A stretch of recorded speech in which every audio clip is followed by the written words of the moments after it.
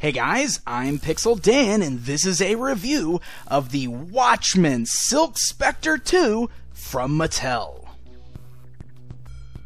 That's right, Mattel's line of DC Universe classic-style Watchmen action figures continues on with the third figure, Lori, the daughter of the original Silk Spectre. So Lori comes in the same style Watchmen packaging that we've seen with the other figures in this line so far. It's a really nice box that actually resembles the Watchmen graphic novel. You can see the front of it looks like that familiar smiley face with the blood splatter that is seen on the cover of the graphic novel. And then along the spine there, we've got some really neat little artwork depicting the Silk Spectre character. Of course, you can see the plastic on the inside there is designed to look like pages of a book. And when you fold open that clamshell, it reveals the figure on the right-hand side and a large-sized trading card of the Silk Spectre on the left-hand side. Now, that large trading card is removable from the box. It just has that same artwork that is seen on the spine of the box, but done in color. It's made of kind of a thicker cardboard there, and on the back side it gives you some information about the Silk Spectre II character. So let's go ahead and take a look at the Silk Spectre outside of the packaging. So let's go ahead and start by taking a look at the overall design of the figure. Now, the Silk Spectre II has a very unique costume in the graphic novel, so I was definitely interested to see how Mattel was going to translate this into action figure form. And the method that they did so, I'm actually kind of impressed with. Basically, the way her costume looks is she's wearing sort of a black leotard piece underneath a see-through yellow garment. And the way that Mattel handled this is that she actually has the painted-on leotard on the base body, and then over that, her little dress garment is actually made of this translucent yellow rubbery plastic. Now, the arms are even cooler because it doesn't have that translucent plastic on there, but they're painted in such a way that it's a mixture of her skin tone and that yellow color, so it does give the effect that her sleeves are also see-through. Now, this is going to have an effect on the articulation a little bit, and I'll show you that in just a bit. First, let me go ahead and finish going over the designs of the character herself. The face sculpt is pretty well done on here. I think Mattel did a pretty good job of capturing the likeness of the character as she appeared in the comic book. She's got a great paint job on her face and even has little gold S earrings hanging from her ears there. So, let's go ahead and get into that articulation. So you can see that dress is very soft and very rubbery. It just kind of sits over the torso there, and it is not removable. It is permanently attached to the figure.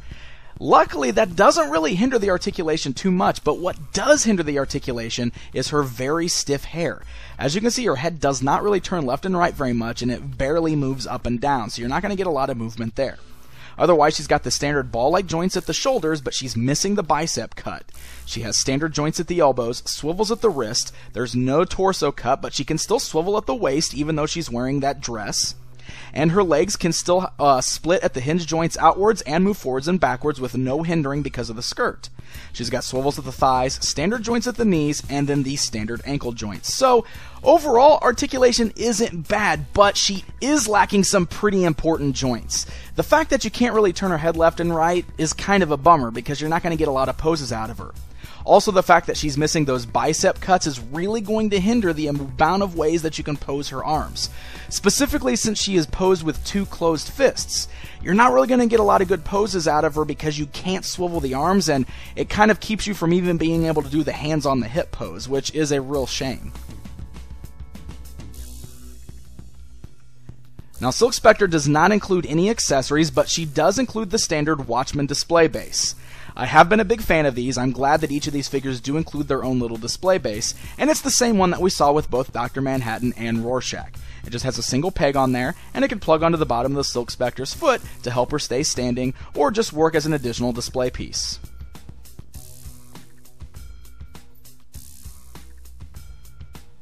Alright guys, it's comparison time! Just for fun, here's a look at this new Silk Spectre action figure standing alongside the DC Direct version.